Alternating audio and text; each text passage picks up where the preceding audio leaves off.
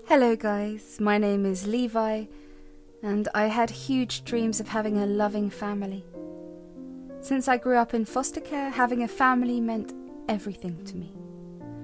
I really thought that I had fulfilled that dream with my husband, Dean, and son, Brian. Also, Dean's mother, Chrissy, loved me a lot and grew close to me. For years I was living the perfect dream. I had a home, a loving husband and a son. My husband didn't even let me work because he wanted to take care of me while I raised our child. I was over the moon and truly thought that my life couldn't get any better. I was right. My happiness lived only for a limited time. One day when I was back from grocery shopping, I found that my house was empty. My son was at his grandma's house to spend time with her, but my husband was supposed to be home. When I walked in through the door, something was amiss. I called out for my husband, but my house was dead silent. My husband was nowhere to be found. I was alarmed to find that my house was completely empty. On the table lay some papers I had never seen before. I picked them up and saw that they were divorce papers with my husband's signature. My life came crashing down around me. I didn't know what to do or what to make of the situation. Brian was still at Chrissy's place, so he wasn't there to witness it. Dean's clothes were all gone. I immediately panicked and tried to call him. He did pick up the call and I said, "Dean, where are you? Why are your clothes gone? I don't understand. Tell me what is the matter." "I have left the house, Levi. I have moved away somewhere else. I am not coming back home." "What are you talking about? You can't just get up and leave one day. You need to come back home and explain yourself. I am your wife. I deserve to know what is going on." "Look, Levi, there is no reason for you to be so dramatic. I am tired of being in this awful marriage with you. I just can't deal with this anymore. After Brian was born, we no longer have any fun money. He takes up all my spare money. I couldn't just do it anymore. I'm done with you." "Dean, what is wrong with you? This is the reason you are leaving me? Do you even hear your words? You just said that you don't like to take care of your own son. What kind of parent are you?" "The kind who doesn't want to be a parent anymore. I'm done with you and Brian sucking me dry. It's unfair to me. I don't want this life. I want a life where I get to enjoy my money all by myself. I guess you have seen the divorce papers on the table? Sign them and call me when it's done. Don't try to find me. I won't come back." Dean said that and cut the call. I was shaking from his words.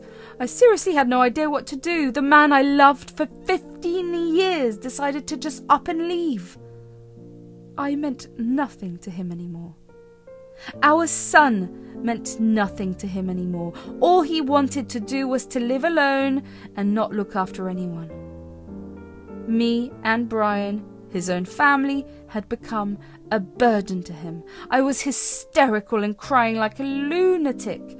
I decided to give Chrissy a call.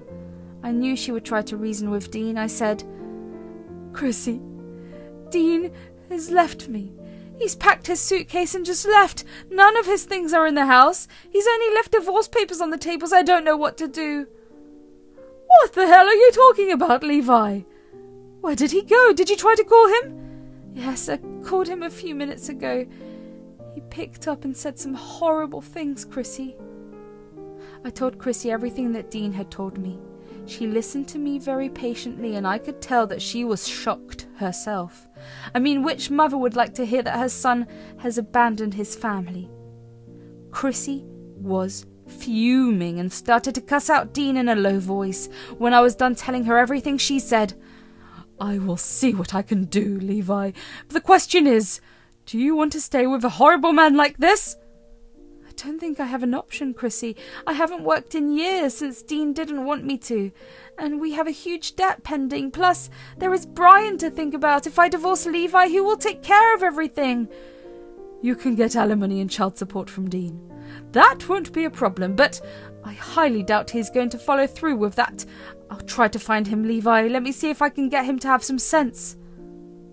Chrissy promised to be by my side while we looked for Dean. Well, months passed and we just couldn't locate him.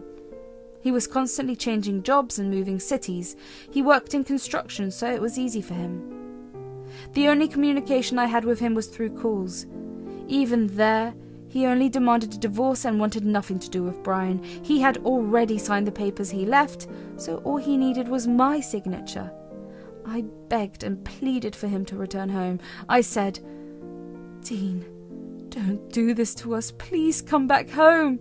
You have a child and a wife. If I'm becoming such a burden to you, I will try and get a job. Please come home." I didn't call you to listen to you act like a beggar. I simply want to know when you will divorce me. Don't keep reminding me that I have a child and wife. I hate being reminded of that. Okay then, Dean. If you hate us so much, you don't have to be with us anymore. I will sign the divorce papers, but I won't let you get away with this. I will sue for child support and alimony. Good luck with that, Levi. I meant it when I said that I wouldn't spend a single penny on you two again. After having his conversation, I was burning with rage. Brian had been crying for his father while his father wanted nothing to do with him anymore.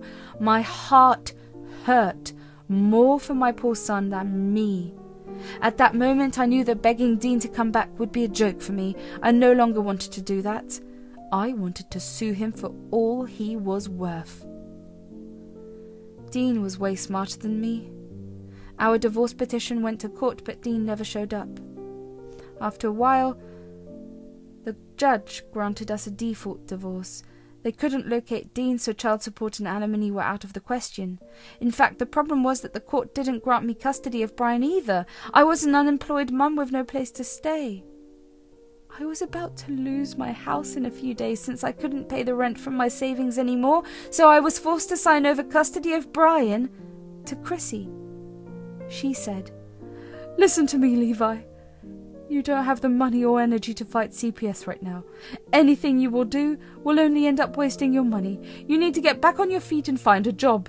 You and Brian can stay with me until you settle down. You spent all your money on Dean's debts anyway. You need to build back your savings." Thank you, Chrissy. I don't know what would have happened if you had not stepped in. I'll never forgive Dean for what he has done. If I could find him, I would have dragged him back here and made him pay. But there is nothing I can do. Don't worry, dear. One day he will have to come back. Then we will have the last laugh. Till then, you need to concentrate on Brian and raise him right. My heart broke for Brian every time he asked for his father. He was only 8 years old when Dean left. He never wanted to talk to his son. I begged him to talk to Brian at least once. Brian desperately wanted him. His cruel father hung up every time I asked, slowly, and the phone calls stopped as well. We literally had no contact anymore. Brian always said, "Mom, why did Dad leave? He talked to you, but he never talked to me. Did I do something wrong? I will apologize to him. I promise I will be a good boy. Can you tell him that?" Brian, none of this is your fault, son. Your father knows how much you love him. He's the one who didn't value your love. Don't you ever blame yourself again. But Mum, then how can I bring Dad home? I miss him a lot. When will he come home? I didn't have the heart to tell him that his father may never come back again.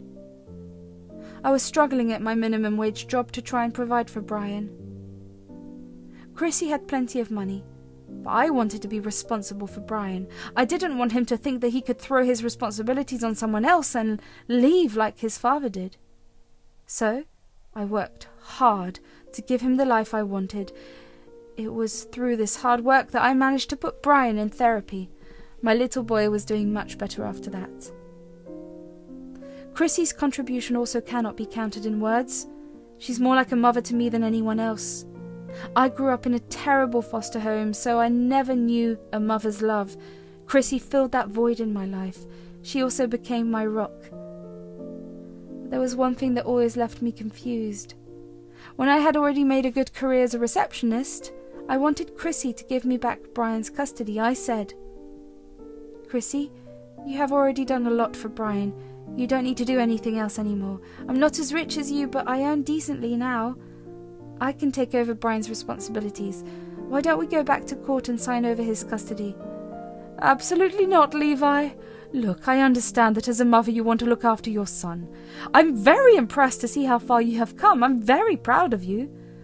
I couldn't have done it without you, Chrissy. You are the only one I can thank. This is why I don't want you to be burdened anymore. I can take care of Brian and handle his expenses. I've done nothing but help my daughter. You have become my daughter from being my daughter-in-law. You deserve everything good that comes your way. As for Brian, leave his expenses to me. Don't ever think about going off and leaving me alone. I have plans for his scumbag father. Levi, trust me and leave the custody arrangements as they are. Chrissy didn't leave any room for argument. It was true that I never imagined leaving her. We only had each other in this world. Yes, she did have some family left, but they lived far away. And she truly did consider me her daughter. So I trusted her and let it go. Brian was already thriving. I didn't want to mess up anything for him. Unfortunately for me, God kept nothing good in my life for long. When Brian was 15, Chrissy was diagnosed with a terminal illness. I won't mention the illness because Chrissy never wanted to talk about these things with people, but things got bad very fast. We all tried our best to help Chrissy get the medical aid she needed. No matter what we did, it was impossible to save her. Brian and I were devastated. However, Chrissy always held strong and asked us to be strong as well. A few days before she died, she said to me, "Levi, you have to be strong for yourself and Brian. A storm will come after I pass away. I always knew this would happen and I was prepared." Chrissy, what are you talking about? I don't even want to imagine what would happen if you leave us. It suffocates me and breaks my heart. Don't say these things. No, Levi, you need to hear this.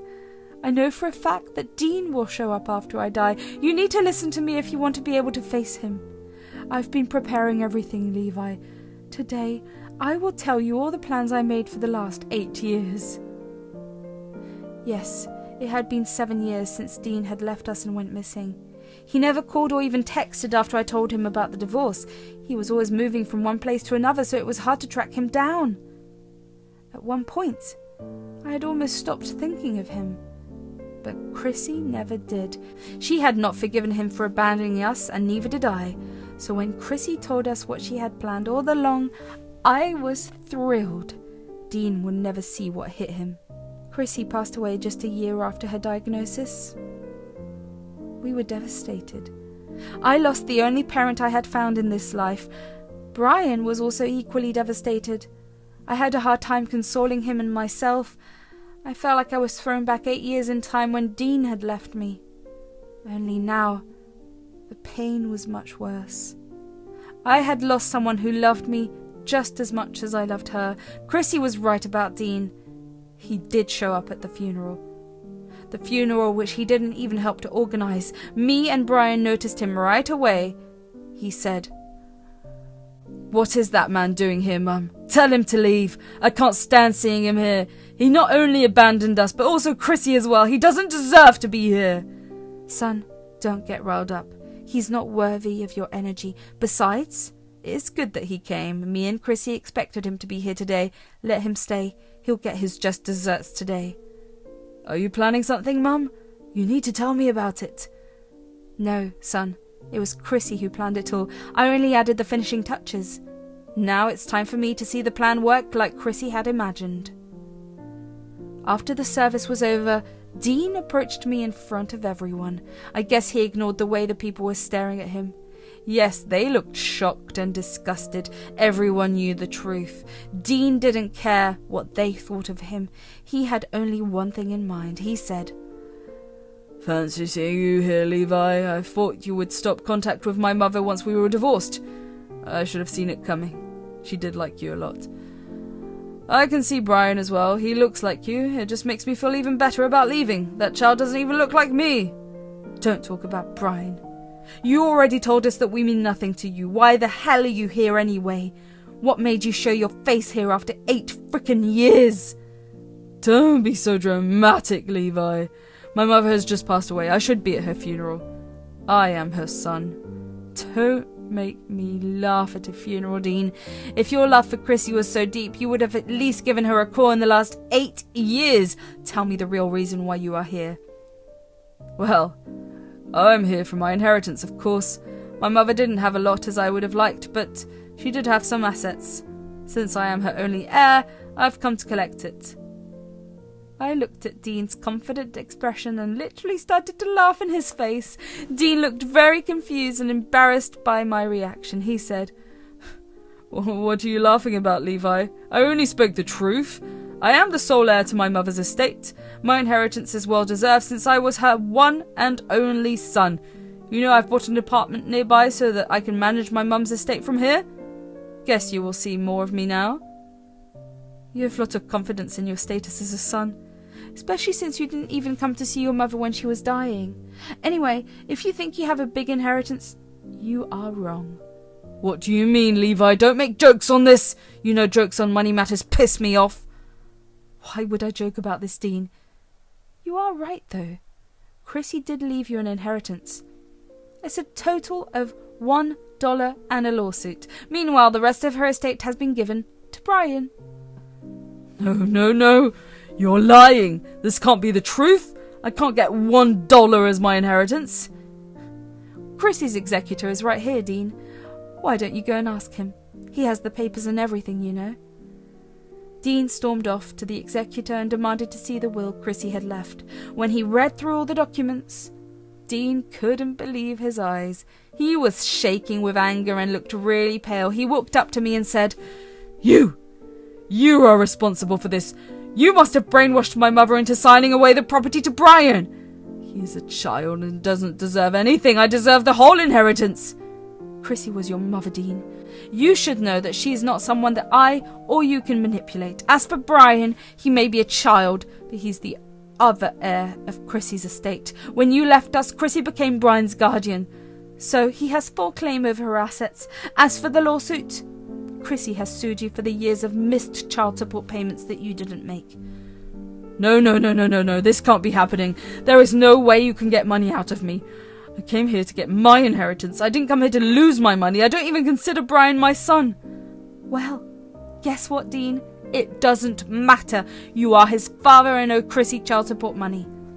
In fact, since I never remarried, you also have unpaid alimony towards me for the last 8 years, and don't worry, I plan to sue you for that too. Dean was horribly dumbstruck by what I said. He started to scream and yell at me for ruining his life. It's ironic, right? This man abandoned his family and is now claiming that I ruined his life. I had no words for him, really. I held my tongue and told security to escort him out. I'll give you a short version of what followed next. Dean was hit with 2 big lawsuits at once. He had no way to escape. The cops cordoned him, and he was forced to attend the legal proceedings. After fighting for 6 months, he was forced to pay all his dues. To avoid jail time for fraud, he had to take a huge debt and sell his newly bought apartment. He did beg me to withdraw my lawsuit. He even dared to try and include Brian in this mess, but Brian told him that he deserves this. In the end, I was left with a huge bank balance, and Brian got all of Chrissy's estate. Dean is on the run from his debtors and has disappeared from the face of the earth again. Me and Brian miss Chrissy a lot. We still stayed at the house and plan to be there for the rest of our lives. I know I will be lonely when Brian goes off to college, but I'm sure I'll find some happiness in my life again.